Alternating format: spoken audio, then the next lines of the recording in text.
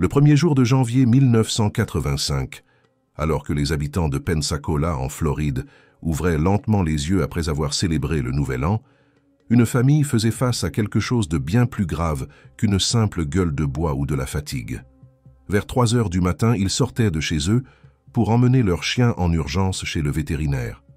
Dans l'obscurité, les rues étaient calmes et désertes. L'air était froid. C'est à ce moment-là que leur fille, regardant par la fenêtre de la voiture, désigna le bord de la route et prononça une phrase qui allait bouleverser toute cette journée. « Il y a une poupée là-bas. » Les parents sursautèrent immédiatement. Ils savaient que lorsqu'on pense voir une poupée au bord de la route, ce n'est presque jamais une poupée. Sans hésiter, ils firent demi-tour et appelèrent la police. Peu après leur appel, la police arriva sur les lieux et confirma la pire hypothèse possible.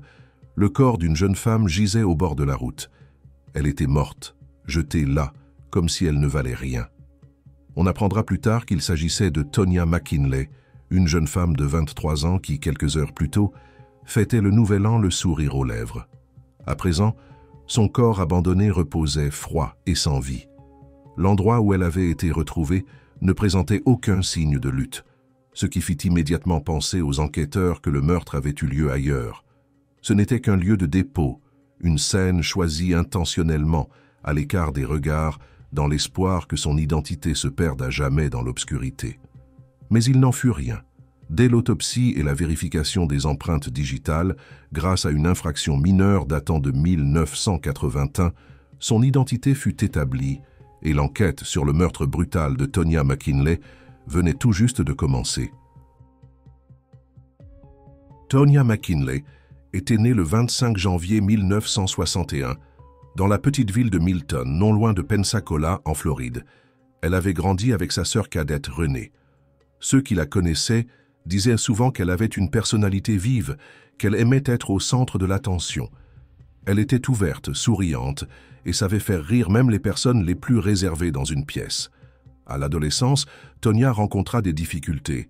Elle quitta le lycée à 17 ans à peine, puis s'installa à Pensacola où elle vécut avec sa cousine Vanita Biasco.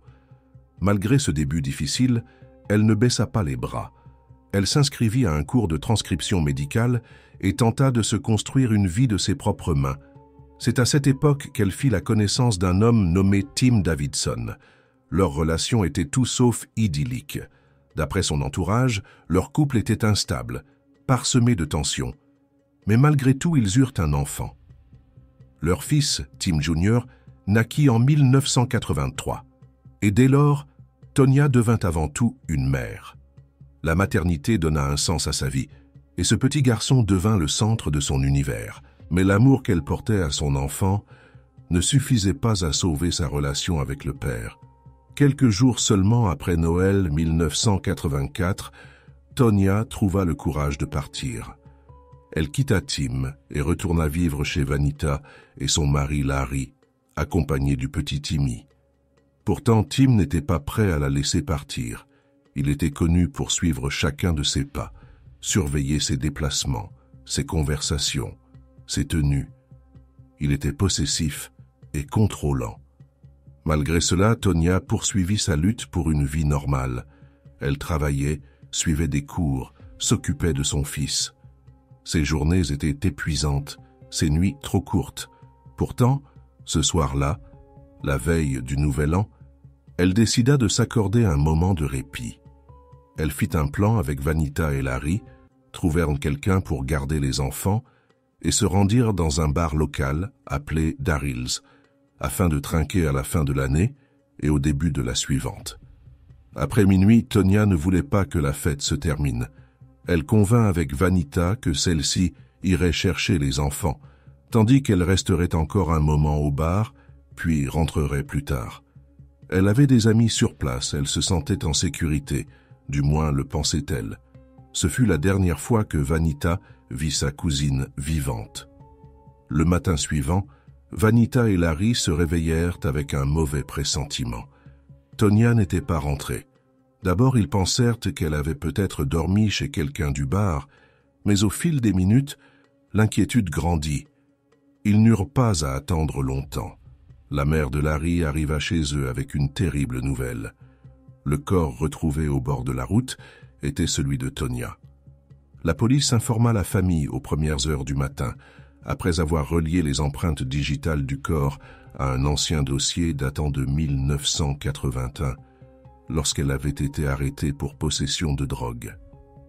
L'autopsie confirma qu'elle avait été étranglée et l'examen médico-légal révéla la présence de sperme et de poils pubiens étrangers. Près du corps se trouvait aussi une serviette, sur laquelle on retrouva également des poils, humains, mais aussi un poil noir appartenant, comme on le découvrira plus tard, à un animal. Comme dans la majorité des cas de meurtre de femmes, la police suspecta d'abord l'ancien compagnon, Tim Davidson. Il avait un mobile, un passé de comportement violent, et d'après Vanita, leur relation s'était dégradée dans les jours précédant le meurtre, au point que Tim avait même heurté volontairement Tonya avec son pick-up. Bien qu'elle n'ait pas été gravement blessée, cet acte était un avertissement. Il montrait jusqu'où il était prêt à aller dans sa colère. Tim était nerveux lors des premiers interrogatoires. Son comportement semblait étrange. Il essayait de détourner l'attention vers d'autres personnes au lieu de répondre directement aux questions. Mais la science médico-légale parla d'elle-même. Le profil ADN issu du sperme retrouvé sur Tonya ne correspondait pas à celui de Tim. De plus, il avait un alibi. Il était à une fête du Nouvel An et une vidéo de l'événement montrait clairement qu'il ne pouvait pas se trouver sur les lieux du crime à l'heure supposée. La police dut relâcher sa première et plus évidente cible. Faute de suspects concrets, les enquêteurs se tournèrent vers les personnes qui avaient vu Tonya vivante pour la dernière fois, en particulier le personnel du bar Daryl's. Là-bas travaillait un barman nommé Kurt Lisk, un homme avec qui Tonya aurait entretenu une relation occasionnelle.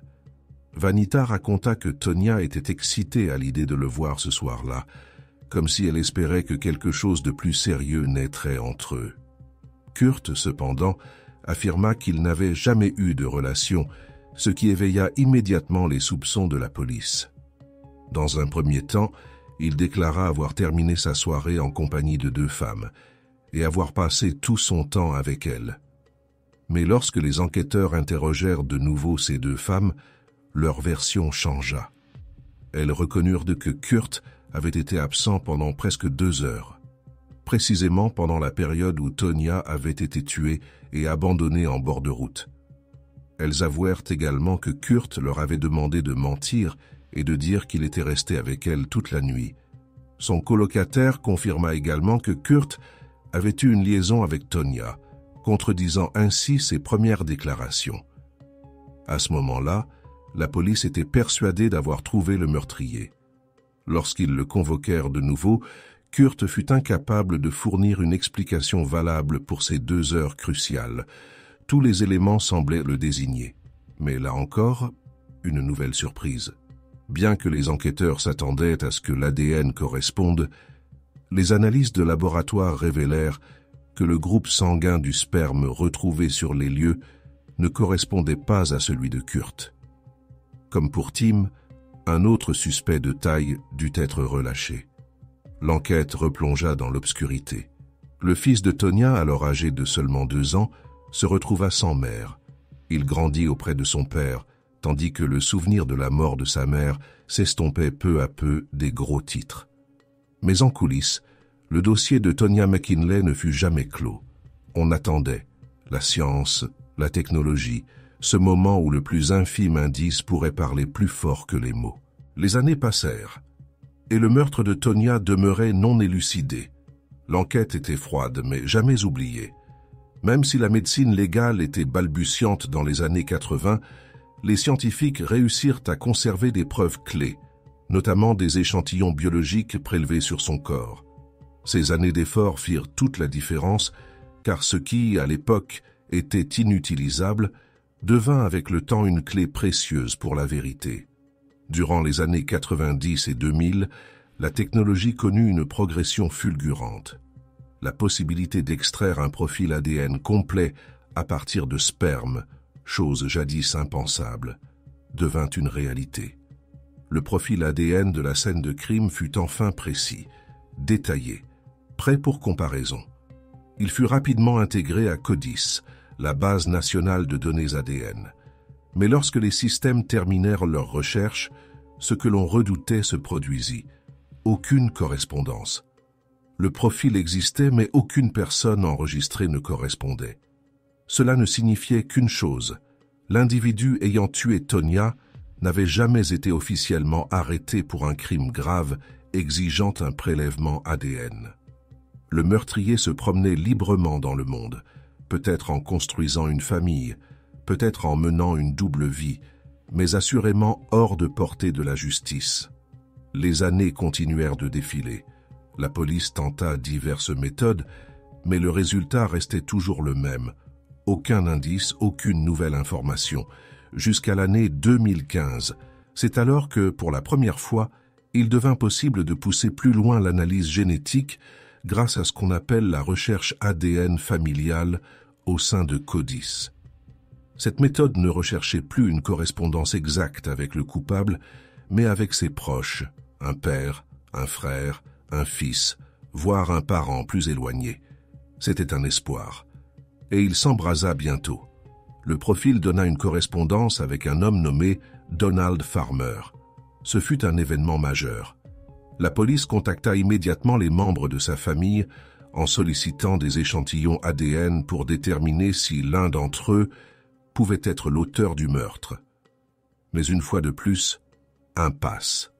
Aucun membre de la famille Farmer ne correspondait.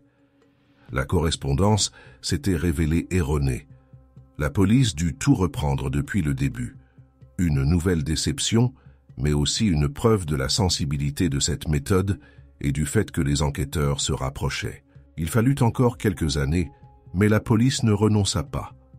Lorsqu'ils eurent accès à la généalogie génétique, la forme la plus avancée de médecine légale, utilisant des bases de données ouvertes comme GEDmatch, une nouvelle lueur d'espoir s'alluma. Désormais, ils ne s'appuyaient plus sur les bases officielles, mais sur celles de personnes ayant volontairement fourni leur ADN pour explorer leurs origines ou retrouver des membres de leur famille. En l'an 2020, ce que l'on attendait depuis plus de 3 décennies finit enfin par se produire. Les enquêteurs introduisirent le profil ADN du meurtrier de Tonya dans la base de données et obtinrent des milliers de résultats. Mais il ne s'agissait pas de suspects directs, c'étaient leurs proches, des cousins éloignés, parfois au 3e ou 4e degré, mais chacun représentait une pièce du puzzle. Pas à pas, branche par branche, les enquêteurs commencèrent à reconstituer un arbre généalogique qui allait finalement les mener à un seul nom. Un nom qui, après 35 ans, allait enfin être connu comme celui de l'homme ayant ôté la vie à Tonya McKinley. Les milliers de résultats issus de la base génétique semblaient, au premier abord, un véritable chaos, mais grâce à une analyse minutieuse et à un travail patient, les enquêteurs entamèrent la construction d'un arbre familial. Ils identifièrent plusieurs personnes qui, génétiquement parlant, pouvaient être des parents éloignés du criminel. Ils étudièrent leurs noms de famille, liens de parenté, lieux de résidence et ancêtres communs, jusqu'à ce qu'un nom émerge avec clarté. Daniel Wells. C'était un homme de 57 ans, père de famille, vivant alors à Pensacola. Dans sa jeunesse, il avait passé un certain temps dans l'État du Missouri, mais en 1985, il vivait précisément là où Tonya avait été tuée. Dans le même quartier, à seulement quelques pâtés de maison du lieu où son corps avait été retrouvé. Cela suffisait déjà à éveiller les soupçons. Mais ce qui attira encore davantage l'attention de la police fut son casier judiciaire. Bien qu'il n'ait jamais été condamné pour crime violent, Daniel avait été arrêté à plusieurs reprises dans le Missouri pour exhibitionnisme sexuel. Il exposait ses parties génitales à des femmes en public, un acte qui, bien qu'il puisse sembler bénin à première vue, révèle souvent, d'un point de vue psychologique, des troubles sexuels profonds, une impulsivité et un manque de contrôle. La police commença immédiatement à le surveiller. Il savait qu'il devait obtenir un échantillon de son ADN sans éveiller ses soupçons. L'occasion se présenta lorsqu'un jour, alors qu'il se rendait au travail, Daniel jeta nonchalamment un mégot de cigarette par la fenêtre de son pick-up. Les enquêteurs réagirent rapidement. Le mégot fut récupéré par une unité de police en filature et envoyé au laboratoire. Le résultat ne laissa aucun doute. L'ADN extrait du mégot correspondait parfaitement à celui du sperme retrouvé sur le corps de Tonya McKinley. Après plus de 35 ans, le meurtrier avait enfin un nom, un prénom et un visage. Une confirmation supplémentaire arriva d'un détail apparemment insignifiant de la scène de crime. Tu te souviens du poil noir d'animal retrouvé sur la serviette près du corps de Tonya? Il s'avéra que, au moment du meurtre, Daniel partageait un appartement avec un colocataire qui possédait un chien noir, une pièce de plus qui venait s'ajouter au puzzle. Daniel Wells, un homme tranquille, au profil de voisin ordinaire, était en réalité un prédateur qui avait caché un terrible secret pendant 35 longues années. Et tandis que la ville vivait au rythme des générations, que les rues de Pensacola changèrent de visage, lui portait le sang sur ses mains et gardait le silence. Mais il ne pouvait plus fuir. Après la confirmation ADN de l'identité du meurtrier, la police n'attendit pas. Daniel Wells était sous surveillance constante, ses moindres déplacements suivis, ses jours de liberté comptés. Il fut rapidement arrêté alors qu'il sortait du travail en voiture. Il était calme, pas surpris, comme s'il savait que ce jour viendrait, sans savoir quand exactement. Dans la salle d'interrogatoire, les détectives entamèrent l'entretien sans précipitation. Ils ne lui révélèrent pas tout de suite la raison de sa présence, ils n'évoquèrent pas Tonya. Ils l'observaient, mais ce qui les stupéfia le plus fut son visage froid, presque apathique. Il ne posa même pas la question que toute personne innocente poserait instinctivement. « Pourquoi suis-je ici ?» Ils commencèrent par parler de ses précédentes arrestations pour exhibitionnisme sexuel. À la question « Pourquoi faisiez-vous cela ?» il répondit simplement « Pour mon propre plaisir sexuel ». Il admit qu'il agissait ainsi lorsqu'il avait bu, qu'il ne pensait pas aux réactions des femmes, que ce qui l'excitait c'était ce pouvoir, ce moment précis. Les détectives comprirent à qui ils avaient affaire. Un homme incapable de tracer une ligne entre désir et action, entre fantasme et violence réelle. Lorsqu'ils lui montrèrent enfin la photo de Tonya, lui dirent son nom, la date de sa mort, et qu'ils disposaient de preuves irréfutables, Daniel resta indifférent. Il tenta de simuler la surprise, mais en vain. Il ne se défendit pas, ne demanda pas d'avocat, il dit simplement d'une voix calme « Je ne la connais pas ». Mais avec le temps, à mesure que les détectives exposaient la gravité des preuves et décrivaient les détails, il commença lentement à changer sa version. D'abord, il affirma ne pas savoir qui était Tonya. Ensuite, il admit qu'il avait peut-être eu une relation sexuelle unique avec elle, mais qu'il ne s'en souvenait pas. Les enquêteurs lui posèrent alors une question logique. Si tu as couché avec une fille et que le lendemain matin tu apprends aux informations qu'elle a été retrouvée morte dans ta rue, est-ce que tu ne t'en souviendrais pas?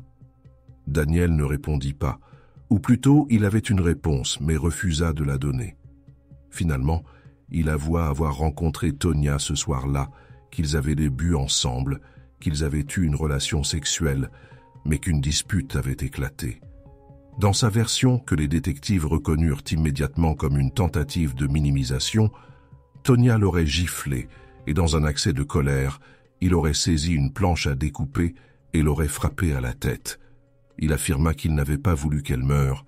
Il déclara que ça s'était simplement produit. Mais la vérité était bien plus sombre. Lorsqu'ils le confrontèrent aux preuves médico-légales, il finit par admettre l'essentiel. Il avait étranglé Tonya de ses propres mains. Il l'avait fait parce qu'elle ne voulait pas rester, parce qu'elle ne voulait pas avoir une autre relation, parce qu'elle avait une volonté et qu'il voulait la briser. Il avoua même avoir tenté d'avoir un second rapport avec elle alors qu'elle était inconsciente. En vain. Elle était déjà morte. Après cela, il mit son corps dans un véhicule et l'abandonna au bord de la route comme un déchet. Il rentra chez lui, se lava les mains et reprit le cours de sa vie. 35 ans plus tard, il pensait encore que personne ne le retrouverait, mais la technologie avait comblé toutes les lacunes de l'enquête initiale. Et Daniel, un homme sans émotion, sans compassion, sans retenue, fut enfin confronté à son crime. Lorsque toutes les preuves furent réunies et que ses aveux furent enregistrés, il semblait que la justice, bien qu'avec beaucoup de retard, allait enfin triompher. Daniel Wells, désormais officiellement inculpé de meurtre au premier degré et d'agression sexuelle, fut incarcéré. La famille de Tonya, qui avait attendu des réponses pendant des décennies, les obtint enfin. Mais tout ce qu'ils avaient traversé, tout ce qu'ils avaient espéré, échappa une fois encore à une véritable conclusion. 15 jours seulement après son arrestation, Daniel Wells fut retrouvé mort dans sa cellule. Il s'était pendu, sans procès, sans condamnation, sans autre conséquence que sa propre fuite. Celui qui, plus de 30 ans auparavant, avait froidement tué une jeune femme, avait cette fois décidé de se juger lui-même, comme s'il voulait avoir le dernier mot, garder le contrôle jusqu'au bout. Pour la famille de Tonya, ce fut un choc, même si les faits étaient désormais clairs. Le meurtrier avait été identifié, son ADN relié au crime, ses aveux enregistrés. Mais la justice, du moins celle des tribunaux, ne fut jamais rendue. Ils ne purent pas le voir entendre son verdict. Ils n'entendirent personne dire « coupable ». Ils ne vécurent pas cet instant de clôture dans une salle d'audience. Il avait lui-même mis fin au chapitre. Pourtant, ce qui demeure, c'est la vérité. Daniel Wells ne pouvait plus faire de mal à personne. Son visage n'était plus inconnu. Son nom n'était plus caché. Il ne laissait derrière lui que le vide, une famille sans réponse, une victime dont l'enfance n'a jamais connu l'étreinte d'une mère, et un nom ajouté à la liste de ceux que la science a, étape par étape, sortis de l'ombre pour les exposer à la lumière. Tonya McKinley n'a jamais eu la chance de finir ses études, d'élever son fils, de retomber amoureuse. Mais grâce à la persévérance de sa famille et à l'intransigeance de la science médico-légale moderne, elle n'a pas été oubliée. Et son meurtrier n'a pas échappé. Il n'a pas disparu. Il a été retrouvé, démasqué et enfin arrêté